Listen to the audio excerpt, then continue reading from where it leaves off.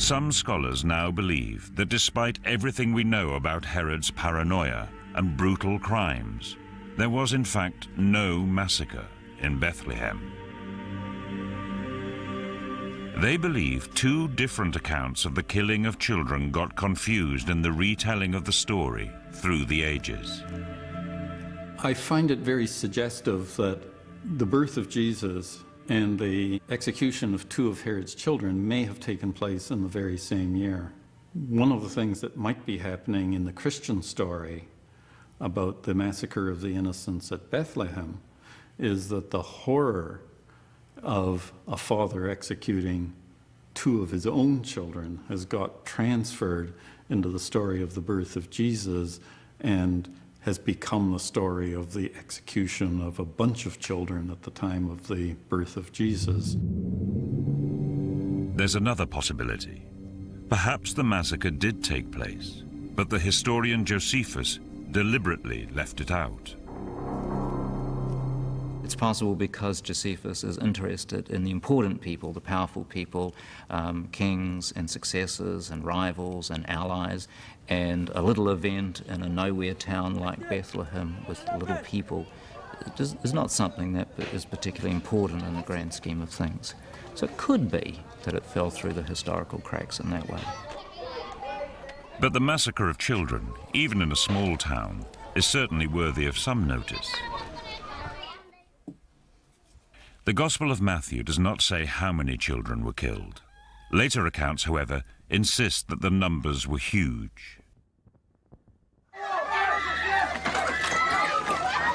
The Greek Orthodox Church says Herod killed 14,000 boys. The Syrian Church speaks of 64,000. And later, medieval authors went as far as 144,000. But maybe the massacre was not on the scale that any of those traditions suggest.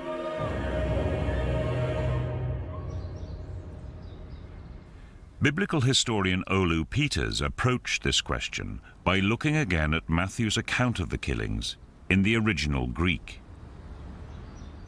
The word massacre at times connotes the idea of thousands of people that may have been killed. But if you go back to the Gospel of Matthew, the word that is used there is anaireo. That's the Greek word, not to be translated as massacre, but as the killing of infants. That word can be used for even the killing of one person. So the word as it is used in Matthew does not give you the idea of thousands being killed. In fact, demographic clues from first-century Palestine reveal that Bethlehem was a small village with a population between 300 and 1,000.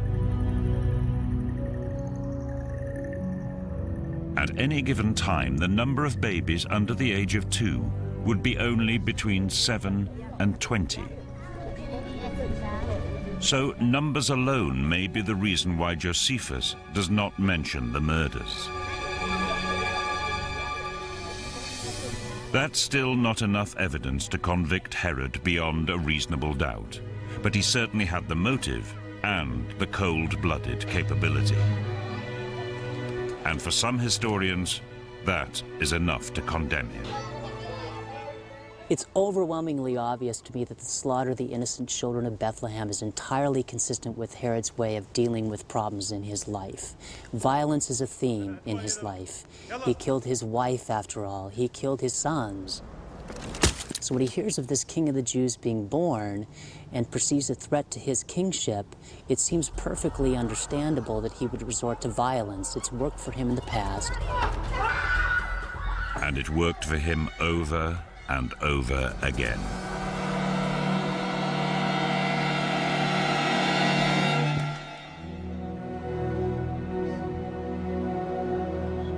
Only 5 days before he himself died, Herod killed another plotter. This time it was his son Antipater. This was his own firstborn child, the baby boy he'd had with his first wife, Doris.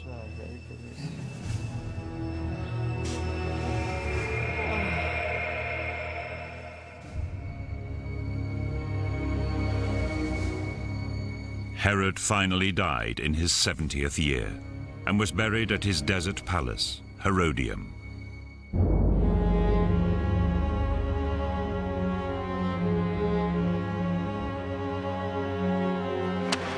He is remembered today as the tyrant who tried to kill the infant Jesus.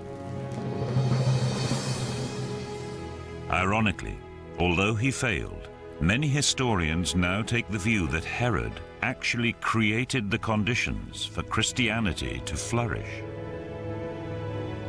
Herod has embodied Roman rule in a way that has caused much misery and much pain and much hardship for much of the population. There's been considerable resistance that has built up.